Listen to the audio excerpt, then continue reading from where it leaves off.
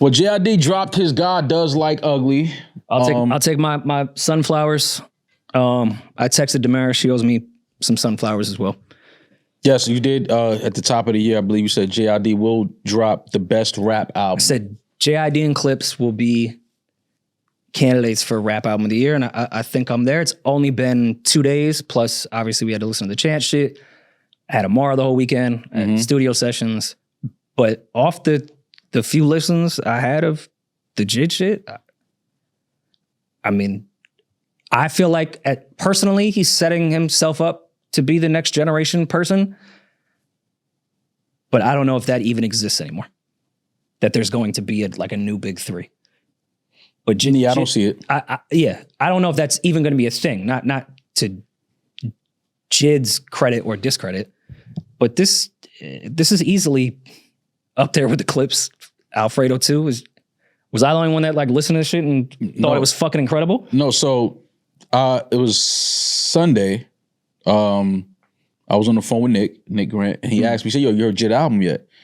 And I said, "Oh shit!" I'm still listening to Alfredo too and Clips. I forgot JID dropped Friday, so I said, "I'm listening to it today."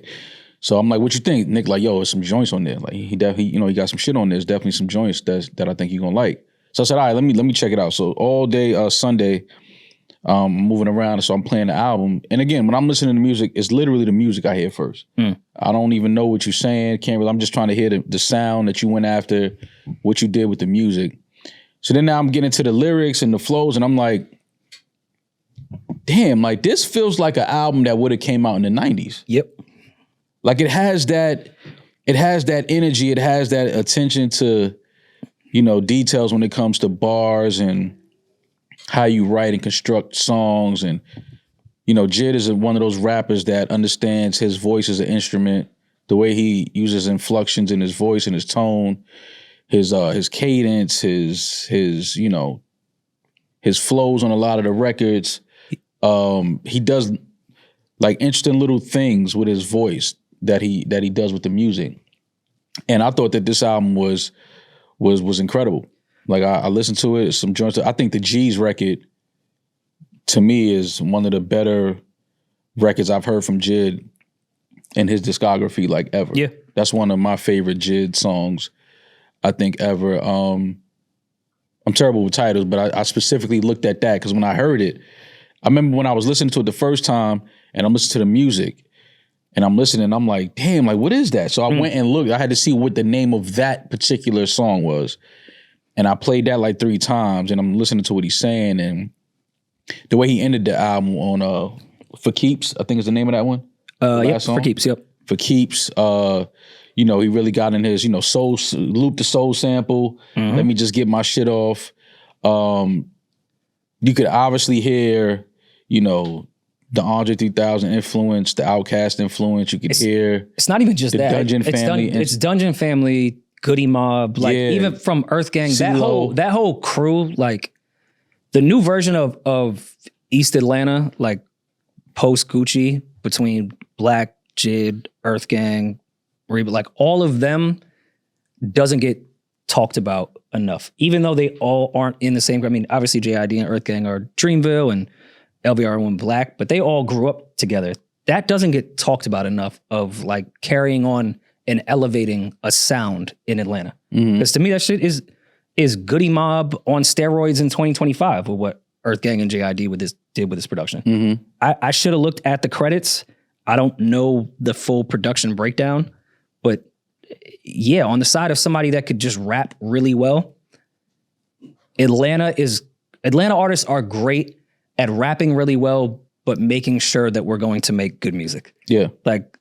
Music goes first in Atlanta, lyrics go second. And I don't mean that as a slight. Because I think 3 Stacks, who's one of the greatest lyricists ever, if you want to get down to it, he's going to put music way before lyrics with everything. And that's where Atlanta always wins. And that's what I think JID did on this album.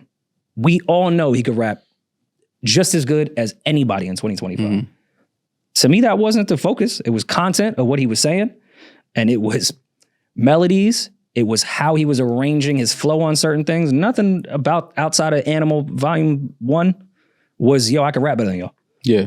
It was music. I could have did without that record though. I mean, yeah. Just being honest like that. And that's my thing. Even the album is incredible. I think the music is great. The lyrically, his flows, everything. Like JID paid attention to every detail when it comes to constructing. Yeah, fucking Sierra on that shit. Atlanta, legend shit. The features was dope. Obviously, having the clips is fucking crazy. Malice might have another verse of the year. Dog. On that Push and Malice both went fucking on that Community record. Pastor Troy.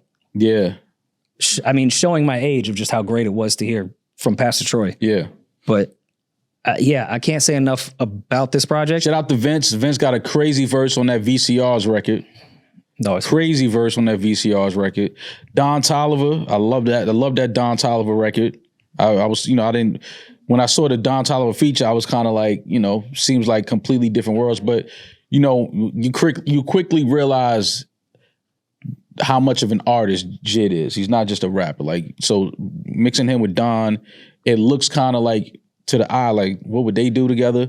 But the record is dope. But that's very much to what I was saying before of like 3 Stacks. Like once 3 Stacks went on his like feature run, it was always on records that you wouldn't expect. Yeah. Even when he would do his freestyles of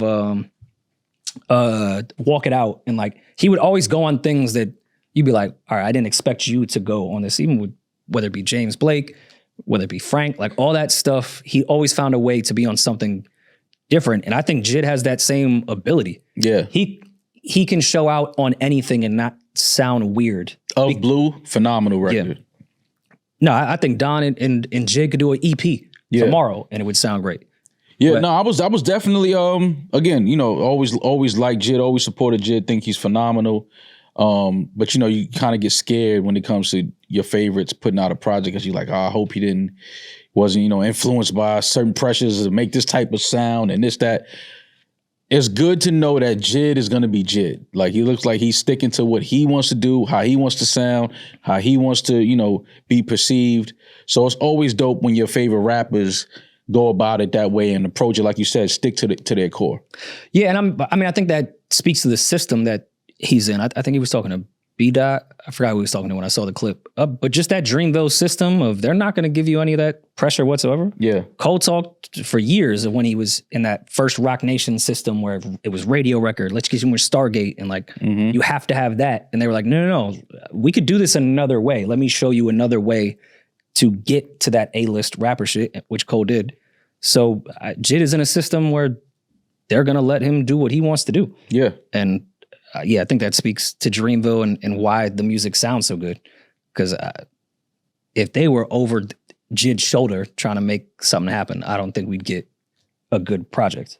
I also don't think you get like a Shea Butter Baby. I think the system that Ebe and Cole have with their artists is the best way. Now, Rory doesn't seem to be too happy with it though. Well, she left Dreamville. Yeah, exactly. Yeah, but I mean, I really don't know like the politics of that. But before they let her, even ASL, like they let her do her thing. Mm-hmm. So, I mean, I'm not sure contractually what that looks like, but JID spoke very highly of what it was like working with them in the major label system. And they did right by him. I don't know Ari's take on that, but I think everyone kind of just gets left alone. And you could do, some people maybe don't want to be left alone. Yeah. Maybe some people want more. Can't be left alone. Some people maybe want more support in what they're doing. Like Earth Gang, I think, is incredible because they're left alone. Now, you could say if they weren't, maybe they would be bigger because they're like two of the most talented fucking people I've heard in the last 15 years, but they're left alone. Yeah. So if you want to be left alone and make your music and make your money, great system. If you want the major shit and like, all right, we're going to go buy you a hit somewhere, then maybe it's not the place for you. Yeah. And I don't know if that's the case with Ari. I really don't. But well, either way, shout out to JID, Jitty JID, God Does Like Ugly, available now. Stream that, download that, play that, support that. Phenomenal raps, great music. West Side Gun popping the album off within the first 2 seconds. I was like, wait, did I click the right album? Yeah, man. No, I really, really like this project. I'm looking forward to living with it a little longer, even though fucking next week Drake might decide to drop and then now I can't listen to shit. Or Kendrick might put something like, what the fuck, man? I'm just digesting God Does Like Ugly and here come you niggas with more raps. But no, this is a great project. Definitely enjoyed it. And shout out to JID for a phenomenal album. Maul, have you ever been walking up 3rd Ave and then you saw a phone plan and was like, wow, that's a great price? No, I saw some Bloods though.